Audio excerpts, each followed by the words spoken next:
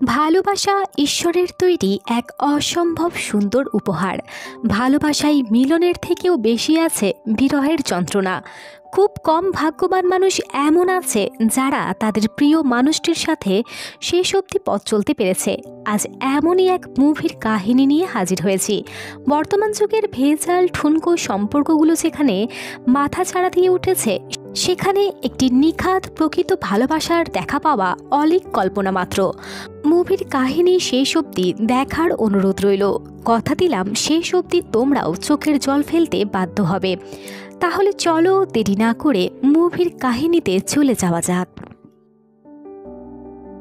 গল্পের শুরুতেই আমরা ইন্দরকে দেখি, যে বড় ধরনের কোনো কেস জিতে কোর্ট থেকে বের হচ্ছিল। সে এই শহরের একজন নামকরা সরকারি উকিল। একটি হাই প্রোফাইল কেস জেতার পরে রিপোর্টাররা ইন্দোরের অনুভূতি জানতে চাইলে ইন্দোর ব্যস্ততা দেখিয়ে বেরিয়ে পড়ে বাড়ির উদ্দেশ্যে, যেন কেউ একজন তার জন্য বাড়িতে অপেক্ষা করছে। বাড়িতে এসে একটি বাগানের বড় ফুল গাছের নিচে দাঁড়িয়ে পড়ে।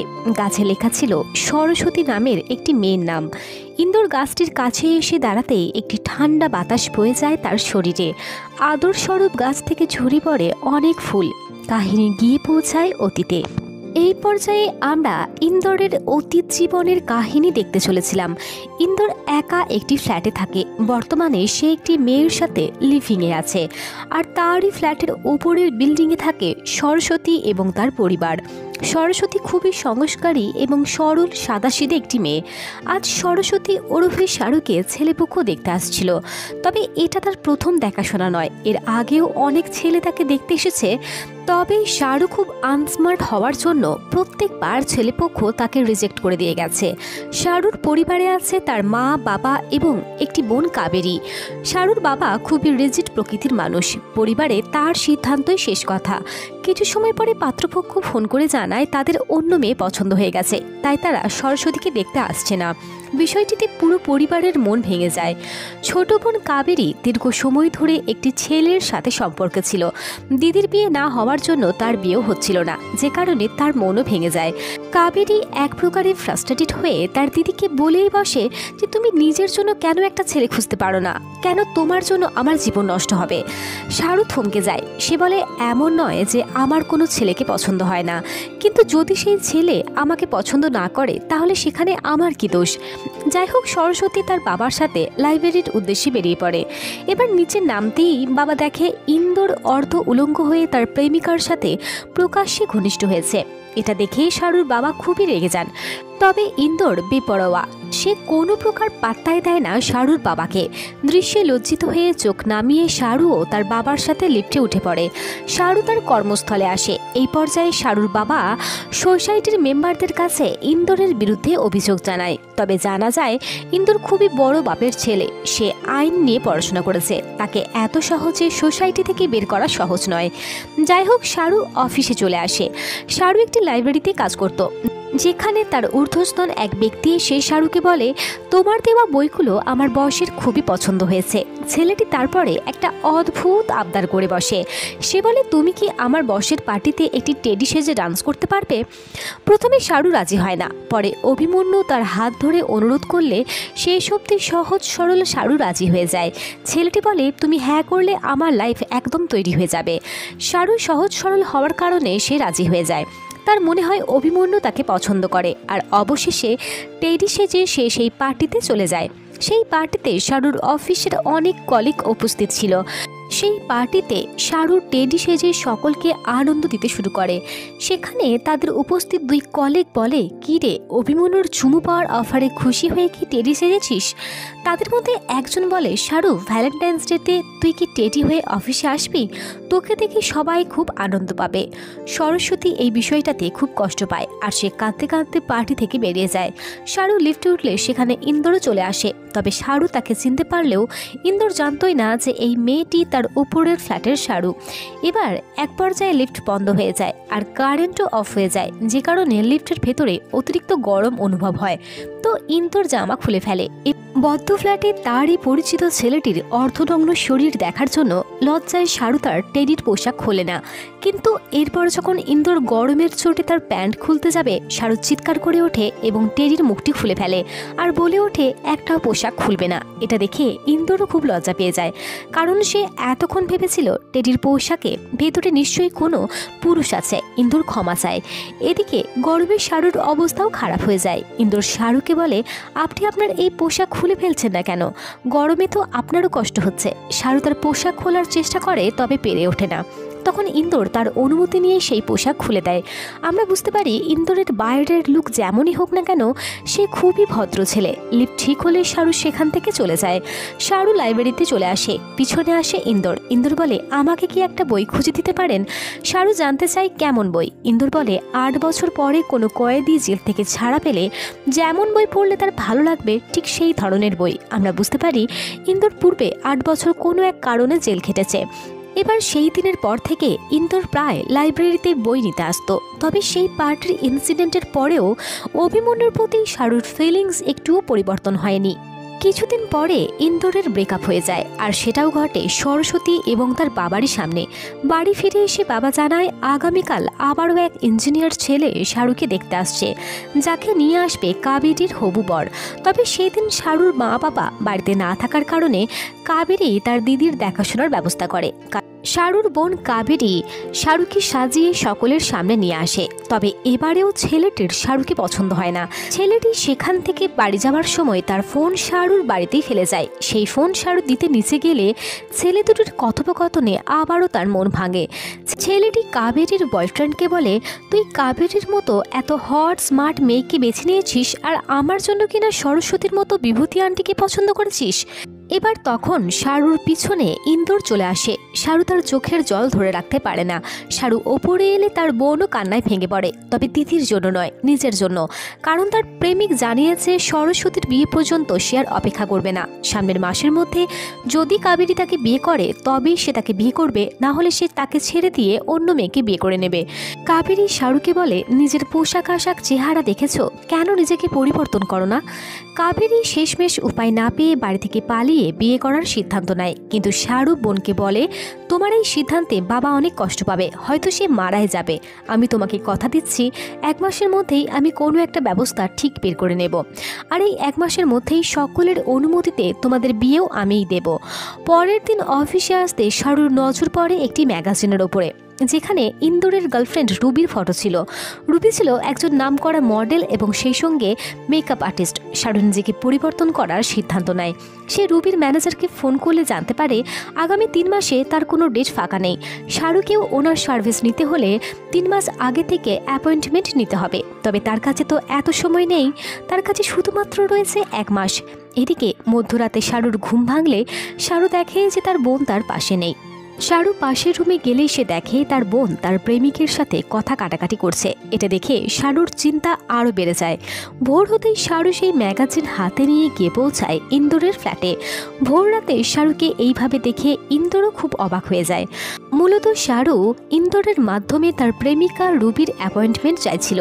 শাড়ু বলে, আমি নিজেকে পরিবর্তন করতে চাই। আমি অনেকবার তোমার প্রেমিকাকে ফোন করে তার অ্যাপয়েন্টমেন্ট নিতে চেয়েছিলাম, কিন্তু সেটা সম্ভব হয়নি। এবার তাদের এই কথোপকথনের মাঝেই ইন্দোরের গার্লফ্রেন্ড রুবি মাতাল হয়ে ইন্দোরকে না জানিয়ে তার রুমে আসে ক্ষমা চাওয়ার জন্য। তবে এই সময় অন্য এক মেয়ে ইন্দোরের বাড়িতে আছে। এটা দেখে রুবি ইন্দোরকে সন্দেহ করতে শুরু করে। রুবি বলে, ওহ, আজ তাহলে তোমার এক্সারসাইজ ভালোই হয়েছে। ইন্দোর রুবিকে বোঝায় যে তোমার ভুল হচ্ছে, শাড়ু শুধুমাত্র আমার নেবার এবং তোমার অ্যাপয়েন্টমেন্ট নেবার জন্যই সে এখানে এসেছিল। তবে রুবি সেই কথাই বিশ্বাস করে না। উপরন্তু সে শাড়ুকে অপমান করতে শুরু করে। শাড়ু কাঁদতে কাঁদতে সেখান থেকে চলে যেতে গেলে ইন্দোর বাধা দেয় এবং রুবিকে বলে, তুমি শাড়ুর কাছে ক্ষমা চাও, যেটা রুবির ইগোতে লাগে। রুবি যাওয়ার আগে একটি মদের বোতল তাদের দিকে ছুঁড়ে মারে। শাড়ুকে বাঁচাতে গিয়ে সেই বোতলের কাজ ইন্দোরের পিঠে লাগে। একটা রক্তারক্তি কাণ্ডের সৃষ্টি হয়। এ কারণে ইন্দোর এবং শাড়ু একটি মেডিসিনের দোকানে যায়। যে বিষয়টা অ্যাপয়েন্টমেন্টেড ওয়াচম্যানের নজরে আসে। আর ভোর রাতে ইন্দোরের সাথে শাহরুখকে দেখে সেই ওয়াচম্যান মশলাদার খবর বানিয়ে সেই খবরটি সমস্ত অ্যাপার্টমেন্টে ছড়িয়ে দেয়। এদিকে সেই মেডিসিনের দোকানে যেতে এক পুলিশ অফিসার চলে আসে। অফিসার এই সময়ে এক যুবতী মেয়েকে একটি ছেলের সাথে দেখে সন্দেহ করে আর তাদের থানায় নিয়ে যাওয়ার অর্ডার দেয়। এই কথা শুনে শাহরুখ পুলিশ অফিসারটির কাছে যায় এবং বলে, স্যার, ইন্দোর আমার জন্যই ঝামেলায় পড়েছে। ওর গার্লফ্রেন্ড ভুল বুঝে ওকে একটি বোতল ছুঁড়ে মেরেছে, যে কারণে ওর পিঠ কেটে গেছে। তো পুলিশটি বলে, বেশ, ওর গার্লফ্রেন্ডকেও না হয় থানায় আনার ব্যবস্থা করছি। শাহরুখ হাত জোর করে বলে, স্যার, রুবিকে থানায় আনা হলে এই বিষয়টি অনেক বাড়াবাড়ি হয়ে যাবে, হয়তো তাদের মধ্যেকার দূরত্ব আরও বাড়বে। আমাদের ওদের নিজেদের মধ্যে সরি, আই লাভ ইউ বলে বিষয়টি মিটিয়ে নেওয়ার ব্যবস্থা করা উচিত। এই কথাটি শুনে ইন্সপেক্টরের মনে পড়ে যায় তার স্ত্রীর একটি কথা। কেননা কোনো এক সময় তার স্ত্রী ইন্সপেক্টরকে বলেছিল, বন্দুক এবং পাওয়ারের জোরে দুনিয়ার সব কিছু আদায় করা না গেলেও সরি এবং আই লাভ ইউ এই দুটো ওয়ার্ড দিয়ে অনেক কিছু আদায় করা যায়। তো পুলিশটি ইন্দোরের চিকিৎসা করিয়ে তাদের দুইজনকে তাদের অ্যাপার্টমেন্টে ছেড়ে দেয়। এবার এই বিষয়টিও নজর করে ওয়াচম্যান রং চড়িয়ে বাড়িয়ে সেই খবরটি ছড়িয়ে দেয়। ইন্দোর রুমে এসে চিত হয়ে শুয়ে পড়ে, যে কারণে তার পিঠ থেকে আবারও ব্লিডিং হতে শুরু করে। তো শাহরুখ কোনোভাবেই ইন্দোরকে সোজা করে শুইয়ে দেয়। এদিকে তখনই সেখানে শাহরুর বাবা আর সোসাইটির সকল লোকেরা চলে আসে। শাহরুখকে ইন্দোরের সাথে এমন অপ্রস্তুত অবস্থায় দেখে বাবার মাথায় তো আগুন জ্বলে ওঠে। শাহরুখ তার বাবাকে দেখে চমকে ওঠে। সে কিছু বলতেই যাবে, তখনই তার বাবা শাহরুখকে কষিয়ে একটা থাপ্পড় মেরে দেয়। ইন্দোর শাহরুর বাবাকে বোঝাবার অনেক চেষ্টা করে যে এখানে শাহরুর কোনো দোষ নেই, আমার অ্যাক্সিডেন্টের জন্যই ও এখানে এসেছিল, কিন্তু বাবা তো তার কথায় বিশ্বাসই করে না। সেখানে থাকা ওয়াচম্যান বিষয়টিকে আরও রং চড়িয়ে বলে, সরস্বতী ভোর 4টে থেকে এই ছেলেটির সাথে ছিল।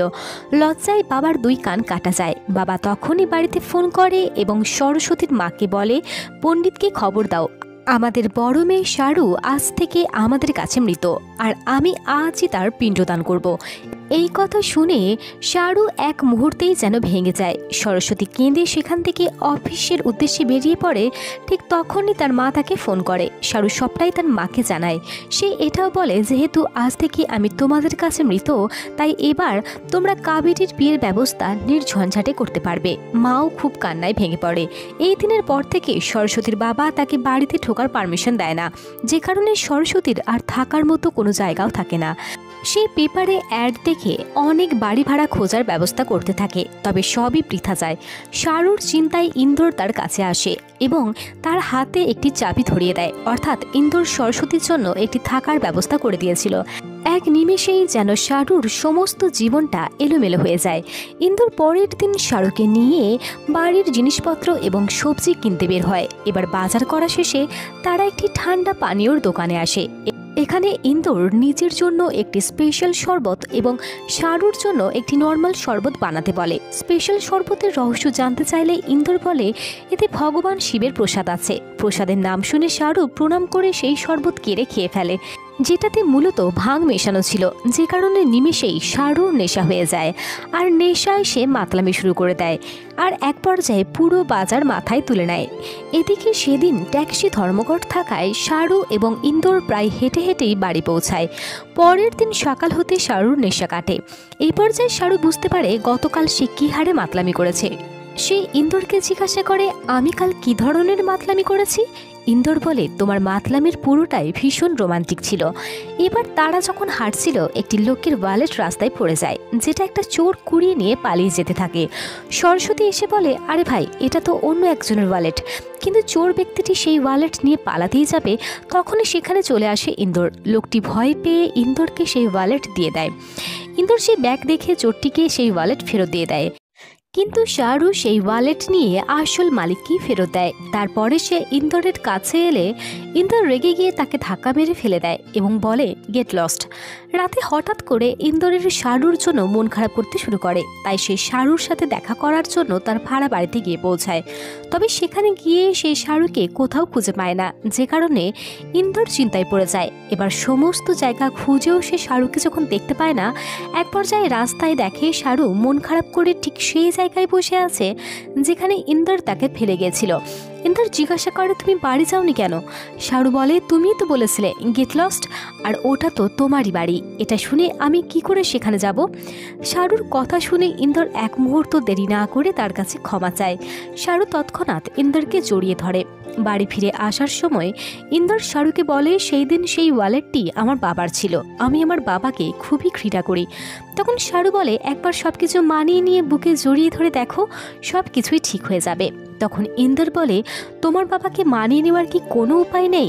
শারু বলে যদি কোনো ব্রাহ্মণ ছেলে আমাকে বিয়ে করে তবেই সেটা সম্ভব। তখন ইন্দর বলে তাহলে দেরি কিসের, বিয়ে করে নাও। শারু হেসে বলে আমার মতো আনস্মার্ট মেয়েকে কার পছন্দ হবে? এই কথা শুনে ইন্দর শারুকে মুস্তাফা নামের একটি লোকের কাছে নিয়ে গিয়ে পৌঁছায়, যে কিনা মেকওভার কিং নামে পরিচিত। দেখা যায় কিছুদিনের মধ্যেই সে ব্যক্তি শারুর পুরনো খোলস বাদ দিয়ে তাকে একটা নতুন রূপ দান করে, যে রূপের আকাঙ্ক্ষা প্রত্যেকটা পুরুষের থাকে। শারুকে দেখে ইন্দরও অবাক হয়ে যায়। ইন্দর তাকে বলে দেখে নিও এরপর থেকে কোনো ছেলে তোমাকে আর রিজেক্ট করবে না। ইন্দর শারুকে নিয়ে পৌঁছায় তার বাবার কাছে, কারণ শারু এখন অনেক বেশি স্মার্ট হয়ে গেছে, এখন তার বিয়েতেও আর কোনো বাধা থাকবে না। শারু ইন্দরকে বলে আমার বিশ্বাস আমাকে দেখলে আমার বাবা খুবই খুশি হয়ে যাবে। কিন্তু শারু যখন হাসি মাখা মুখ নিয়ে তার বাড়িতে যায়, সে দেখতে পায় তার শেষকৃত্যের অনুষ্ঠান চলছে। শারুর ফটোতে পরানো রয়েছে একটি মালা। এটা দেখে শারুর মন থমকে যায়। জীবিত মেয়ের সামনে বাবা তার মেয়েকে পিণ্ডদান করছে। এটা দেখে সরস্বতী কান্নায় ভেঙে পড়ে। শারু কেঁদে ইন্দরকে জড়িয়ে ধরে। ইন্দরও এই বিষয়টি দেখতে পেয়ে স্তব্ধ হয়ে যায়। সরস্বতী বাইরে এলে ইন্দর জিজ্ঞাসা করে এখন তুমি কি করবে? শারু ভাঙা মন নিয়ে বলে আমি লুজার নই যে ভেঙে যাব, আমি নতুন এক শারু হয়ে ফিরে আসব। আর তুমি আমাকে যে শারু বানিয়েছো, এই শারুকে দেখে যদি কোনো ছেলে পছন্দ করে এবং বিয়ের প্রস্তাব দেয়, তাহলে আমি সম্মতি জানিয়ে বিয়ের জন্য প্রস্তুতি নেব। আর বিয়ের পরে আমার বাবার কাছে এসে আশীর্বাদ নিতে আসব। তখন আমার বাবা নিশ্চয়ই আমাকে মেনে নেবে আর আমার ফটো দেখে ওই হারও খুলে দেবে। এরপর থেকে শারু একটা নতুন রূপে অফিসে যায়। অফিসের সকলেই শারুর এই রূপ দেখে অবাক হয়ে যায়। প্রত্যেক পুরুষের নজর থাকে শারুর দিকে। অভিমন্যু শারুকে এই নতুন রূপে দেখে খুবই আনন্দিত হয়ে যায়, আর একদিন সে শারুকে বিয়ের প্রস্তাব দিয়েই ফেলে। শারু প্রথম থেকেই অভিমন্যুকে পছন্দ করত এবং সেই সঙ্গে অভিমন্যু জাতিতে ব্রাহ্মণ ছিল, যে কারণে সে এক কথায় বিয়েতে রাজি হয়ে যায়। ইন্দ্রের সাথে দেখা হতেই শারু জানায় যে অভিমন্যু আমাকে বিয়ের প্রস্তাব দিয়েছে, আমি এখন কি করব? ইন্দর কিছুক্ষণের জন্য স্তব্ধ হয়ে যায়। অর্থাৎ এই কয়েকটা দিনেই সে শারুকে ভালোবেসে ফেলেছিল, কিন্তু শারুর ফিলিংস ছিল অভিমন্যুর প্রতি, যে কারণে ইন্দর শারুকে অভিমন্যুকেই বিয়ে করতে বলে। এরপরে বিয়ের তারিখ সামনে চলে আসে এবং বিয়ের সব কাজে ইন্দর শারুকে সাহায্য করতেও শুরু করে দেয়। বিয়ের দিন ইন্দর শারুকে নিয়ে কোর্ট ম্যারেজ করাতে কোর্টে নিয়ে আসে। তারা অভিমন্যুর জন্য অপেক্ষা করতে থাকে, তবে অনেকটা সময় কেটে যাওয়ার পরেও অভিমন্যু সেখানে আসে না। ইন্দর অভিমন্যুকে ফোন করলে তার ফোন বন্ধ আসে। তো রেজিস্ট্রি অফিস থেকে শারু সোজা গিয়ে পৌঁছায় অভিমন্যুর বাড়িতে। শারুকে দেখা মাত্রই অভিমন্যু জানায় যে সে এই বিয়ে করতে পারবে না। অভিমন্যুর বাবা জানায় যে মেয়ের জীবিত অবস্থায় তার বাবা পিণ্ডদান করে এবং তার সৎকার করা হয়, আর যে মেয়েকে তার বাবা বাড়ি থেকে বের করে দেয়, এই ধরনের মেয়েকে আমি পুত্রবধূ করতে চাই না। এটা শুনে আবারও ভেঙে পড়ে শারু। একটা ভাঙা মন বারবার ভাঙতে ভাঙতে সে এবার ক্লান্ত। যাই হোক, ইন্দর এবং শারু একটি হোটেলে গিয়ে পৌঁছায়, যে হোটেলটি শারু এবং অভিমন্যুর হানিমুনের জন্য বুক করা ছিল। সেখানে গিয়ে শারু বলে দেখো ইন্দর, আমি কত সুন্দর, তারপরেও কেউ আমাকে বিয়ে করতেই চায় না। তখন শারু ইন্দরকে কাছে যায়। ইন্দর বলে সকালে তুমি এই বিষয়ের জন্য আমাকে ঘৃণা করবে, কিন্তু শারু কোনো কথাই শোনে না। সে ইন্দরের ঠোঁট স্পর্শ করে এবং এক পর্যায়ে আবেগের দ্বারা বশীভূত হয়ে তারা মিলিত হয়। ইন্দরের এই বিষয়টা খুবই খারাপ লাগে, কারণ সে এই সব কিছুই চাইছিল না। এদিকে সকাল হলে ইন্দর শারুকে তার পাশে পায় না, তাই সে শারুকে খুঁজতে শুরু করে। জানালার কাছে গিয়ে সে দেখে নিচে শারু অভিমন্যুর কাছে রয়েছে। অভিমন্যু শারুকে জড়িয়ে ধরে ক্ষমা চাইছে। সরস্বতী ইন্দরকে একটি মেসেজ দেয়, এবং বলে যে অভিমন্যু আমার সাথে দেখা করতে এসেছিল, তবে আমি বুঝতে পারছি না তাকে আমি সরি বলবো নাকি ধন্যবাদ, না বলবো গুড বাই। শারুর এই মেসেজটি পড়ে ইন্দর অনেক কষ্ট পায়, তাই সে নিজের বাড়িতে ফিরে আসে। একদিন শারুর মা ইন্দরের কাছে এসে বলে, আমার ছোট মেয়ে কাবেরীর বিয়ে ঠিক হয়েছে, তুমি এই বিয়ের কার্ড শারুর কাছে পৌঁছে দিও। কিন্তু ইন্দর জানায়, আমার সাথে শারুর আর কোনো রকম যোগাযোগ নেই, আর আমি এই শহর ছেড়েও চলে যাচ্ছি। কিন্তু শারুর মায়ের মন খারাপ হয়ে যাচ্ছে দেখে সে এই কার্ড নিয়ে নেয় এবং বলে, বেশ, আমি যাওয়ার আগে এই কার্ড শারুর হাতে পৌঁছে দেব।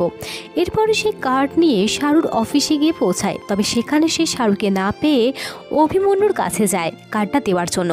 অভিমন্যু জানায় তার সাথেও শারুর কোনো প্রকার যোগাযোগ নেই। ইন্দর চমকে ওঠে, সে বলে, তুমি যে বিয়ে ভেঙে দেওয়ার পরের দিন শারুকে আনতে এসেছিলে, আমি তো তোমাদের দেখেছি কথা বলতে। অভিমন্যু বলে, সেদিন আমরা আমাদের কিছু পার্সোনাল কথা বলছিলাম, যেটা বলার পরে আমি আমার পথে আর ও নিজের পথে চলে যায়। এগুলো শোনার পরে ইন্দর খুবই রেগে যায়, আর সে দ্রুত বাইক ছুটিয়ে শাহরুখকে খুঁজতে শুরু করে। অনেক খোঁজাখুঁজির পরে সে শাহরুখকে একটি জঙ্গলে বসে থাকতে দেখে। ইন্দর বলে, আমার কাছে একটা বন্দুক আছে, এরপরে কোনোদিনও যদি আমাকে না বলে তুমি কোথাও চলে যাও, তখন তোমার মাথা থেকে পেট পর্যন্ত গুলি চালিয়ে দেব। শাহরু তখন তাকে সমানে ইগনোর করার চেষ্টা চালিয়ে যাচ্ছিল। ইন্দর শাহরুখকে বলে, তুমি এই জঙ্গলে একা একা কি করছো? শাহরু রেগে গিয়ে বলে, তুমি কে এসব জিজ্ঞাসা করার? তোমার কোন অধিকার আছে এসব জানার? ইন্দর তখন বলে, আগে তুমি বলো সেই রাতের পরে আমি তোমার কে হই। এটা শুনে শাহরু বলে, রাতও শেষ আর সেই রাতের কথাও শেষ, আর ওই রাতে যা কিছু হয়েছে সব কিছুই অভিমন্যুকে ভোলার জন্য। এখন প্লিজ আমাকে যেতে দাও। এটা শুনে ইন্দর কান্না করতে করতে ফিরে আসে, আর শাহরুও কাঁদতে শুরু করে। এক পর্যায়ে শাহরু ইন্দরকে জড়িয়ে ধরে এবং জড়িয়ে ধরতেই সে অজ্ঞান হয়ে যায়। ইন্দর শাহরুকে হাসপাতালে অ্যাডমিট করে, যেখানে ডাক্তার একটা অপ্রত্যাশিত ঘটনা শোনায়। ডাক্তার বলে, শাহরুর ব্রেন টিউমার হয়েছে এবং পয়সার অভাবে সেটার চিকিৎসা করানো হয়নি। দীর্ঘ সময় ধরে আমরা তাকে ওষুধের বিনিময়ে বাঁচিয়ে রেখেছি। ডাক্তার ইন্দরকে বলে দেয় যে কোনোভাবে যেন শাহরুকে কোনো মানসিক অবসাদ দেওয়া না হয়। আর আমরা এটা তার হাজব্যান্ড অভিমন্যুকেও জানিয়েছি। যে কথা শোনা মাত্রই ইন্দর পৌঁছে যায় অভিমন্যুর কাছে। ইন্দর বলে, সরস্বতীর ব্রেন টিউমার ছিল, তাই তুমি ওকে বিয়ে করনি, তাই তো? অভিমন্যু বলে, আমি তাকে ছেড়ে দেওয়ার পরেই জানতে পেরেছিলাম যে তার ব্রেন টিউমার আছে। এটা শোনার পরেও আমি তার কাছে গিয়েছিলাম, তবে তার ব্রেন টিউমার আছে বলে সে আমাকে বিয়ে করতে চায়নি। ইন্দর সেখান থেকে শাহরুর কাছে ফিরে আসে। কিছুদিন পরে শাহরু সুস্থ হলে সে শাহরুকে সারপ্রাইজ দেওয়ার জন্য একটি জায়গায় নিয়ে আসে, যেখানে লাইভ টেলিকাস্টে শাহরু তার বোন কাবেরীর বিয়ে দেখতে পায়। আর এখানে ইন্দর শাহরুকে বিয়ের জন্য প্রপোজ করে, কিন্তু শাহরু বলে এটা কোনোদিনও সম্ভব নয়, কারণ না তো আমি তোমার প্রথম পছন্দ, আর না আমি তোমার জন্য বেস্ট চয়েস। এটা শুনে ইন্দর বলে, আমি একমাত্র তোমাকেই ভালোবাসি। ঠিক সেই মুহূর্তেই শাহরুর নাক দিয়ে রক্ত বের হয়ে আসে এবং ইন্দর তাকে হাসপাতালে ভর্তি করে। ইন্দর সেখান থেকে শাহরুর বাড়িতে গিয়ে পৌঁছায়, যেখানে তার ফটোতে একটি মালা পরানো থাকে, যেমনটা মৃত মানুষদের ফটোতে পরানো থাকে। ইন্দর রেগে গিয়ে সেই মালা ছিঁড়ে ফেলে। ইন্দরের এমন ঔদ্ধত্য দেখে শাহরুর বাবা তাকে সপাটে একটা থাপ্পড় মারে। ইন্দর বলে, এই ছবিতে আর কোনোদিনও ফুল দেবেন না, যদি আবারও ফুল দেন তবে আমি আবারও আসবো থাপ্পড় খেতে। এই ঘটনার পরে পুলিশের কাছে শাহরুর পরিবার ইন্দরের বিরুদ্ধে কমপ্লেন করে, যে কারণে পুলিশ এসে তাকে ধরে নিয়ে যায়। ওইদিকে শাহরু হাসপাতালে ইন্দরের জন্য অপেক্ষা করতে থাকে। ইন্দর পুলিশটির কাছে ফোন চায় এবং শাহরুর সাথে কথা বলার অনুরোধ করে, কিন্তু পুলিশ তাকে ফোন দেওয়ার পরিবর্তে লকআপে ভরার ব্যবস্থা করে। তখন ইন্দর সেখান থেকে দৌড়ে পালিয়ে যায়। এদিকে শাহরু ইন্দরকে খুঁজতে খুঁজতে তার লাইব্রেরিতে চলে আসে, আর ইন্দরের প্রত্যেকটি বই দেখতে শুরু করে। প্রত্যেকটি বইয়ের ভিতরে একটি করে চিরকুট ছিল, যেখানে শাহরুর প্রতি ইন্দরের ভালোবাসার কথা লেখা ছিল। সেখানকার একটি চিরকুটে লেখা ছিল, আজ লিফটে একটি মেয়েকে দেখেছিলাম, যে মেয়েটিকে দেখা মাত্রই আমার মনে হলো আমি আমার জীবনের সেরা পছন্দের মানুষটির দেখা পেয়ে গেছি। যে মেয়ে কান্না করে আমি তাদের থেকে দূরে থাকি, কিন্তু তুমি যখন কান্না করো তখন আমার তোমার ঠোঁট স্পর্শ করতে ইচ্ছা করে। শাহরু তখন বুঝতে পারে ইন্দর তাকে প্রথম থেকেই পছন্দ করে। এদিকে পুলিশ ইন্দারকে ধরে ফেলে এবং বলে, তুই পালাচ্ছিস কেন? সরি নাকি আই লাভ ইউ বলার জন্য? ইন্দার তাকে সবকিছু খুলে বলে পুলিশ তাকে 10 মিনিট সময় দেয় শাহরুর সাথে কথা বলার জন্য। ইন্দার তখন এক দৌড়ে শাহরুর কাছে আসে এবং বলে, সরি, আমার আসতে অনেকটা দেরি হয়ে গেল। শাহরুখ কাঁদতে কাঁদতে বলে, তুমি তো কখনো বলনি যে আমি তোমার বেস্ট চয়েস। ইন্দার কাঁদতে কাঁদতে বলে, তুমি আমার বেস্ট চয়েস, কিন্তু আমি তোমার বেস্ট চয়েস নই। এটা শুনে শাহরুখ কান্না করে দেয় আর বলে, আমাকে বিয়ে করবে? ওই মুহূর্তে পুলিশটি সেখানে চলে আসে, যে ইন্দারকে মনে করিয়ে দেয় যে তোমার 10 মিনিট টাইম ওভার হয়ে গেছে।